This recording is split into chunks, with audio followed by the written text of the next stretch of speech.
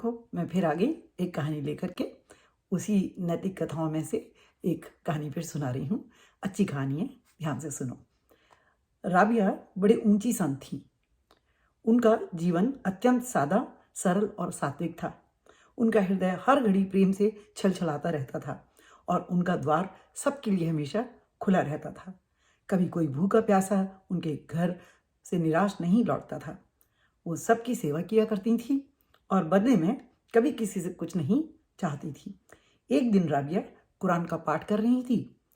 उसकी अच्छी अच्छी बातें पढ़कर उनका मन भीग भीग आता था।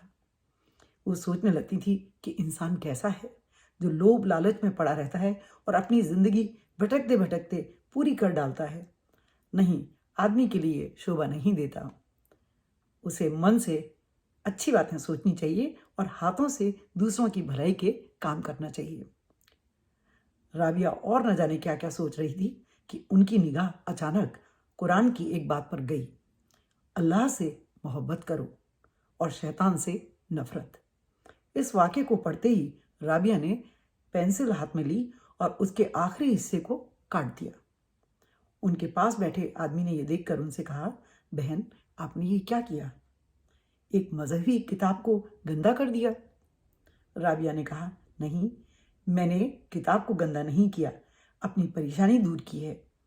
इसमें लिखा है शैतान से नफरत करो, लेकिन मैं अपने दिल को टटोलती हूँ तो मुझे उसमें कहीं भी नफरत दिखाई नहीं देती।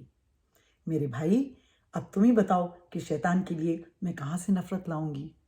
तो बहुत सुंदर कहानी है बच्चों, और कोई सच में कल्पना नहीं कर सकता कि इतनी बड़ी बात उन्होंने कही है। और सच में नफरत कोई अच्छी चीज़ नहीं है, लेकिन आजकल तो हर जगह प्रेम की बहुत ज़रूरत है। तो नफरत दूर करके और सबसे प्रेम करो, यही इस कहानी से हमको प्रेरणा मिलती है। और एक और कहानी मैं सुना रही हूँ, बुढ़िया की बानी। एक साधु किसी स्थान पर अपनी कुटिया बनाकर रहता था। बड़ा रमणीक स्थान था, नदी का किनारा था, घना वन था। साधु को सब प्रकार का आनंद था, लेकिन एक कठिनाई थी। जंगल के पशु पक्षी वहां आ जाते और आंख बचने पर उसका कुछ ना कुछ बिगाड़ जाते थे।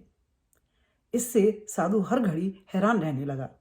एक बार वो साधु तीर्थाटन के लिए निकला, अनेक स्थानों पर गया। तीर्थ दर्शन के साथ साथ साधु संतों के सत्संग का भी लाभ मिला। अपनी यात्रा में एक दिन वो एक गांव से गुजरा। चारों ओर खेत फैले थे जिनमें अनाज की फसल तैयार खड़ी थी। अचानक उसने देखा कि एक खेत के मचान पर एक बुढ़िया बैठी फसल की रखवाली कर रही है, लेकिन खेत पर पक्षियों ने हमला बोल रखा है। बुढ़िया के नुकसान की कल्पना करके साधु को बड़ा बुरा लगता रहा। वो बुढ़िया के पास गया और बोला, माई, तुम यहाँ बैठी क्या करती हो? चिड़िया तुम्हारे खेत को चुगे जा रही हैं। बुढ़िया की आंखें चमक उठी। वात्सल्य भरे स्वर में बोली, भैया, चिड़ियों को भी भगवान ने पैदा किया है। उनके घर में तो अनाज भरा है नहीं। बेचारी जाने कहाँ कहाँ से उड़कर यहाँ आई हैं। फिर भैया, चुगेंगी तो कितना चुगेंगी? उनका पेट ही कितना बड़ा है। बुढ़िया एक सांस में सारी बात कह गई। साधु उसके चेहरे को देखता रह गया।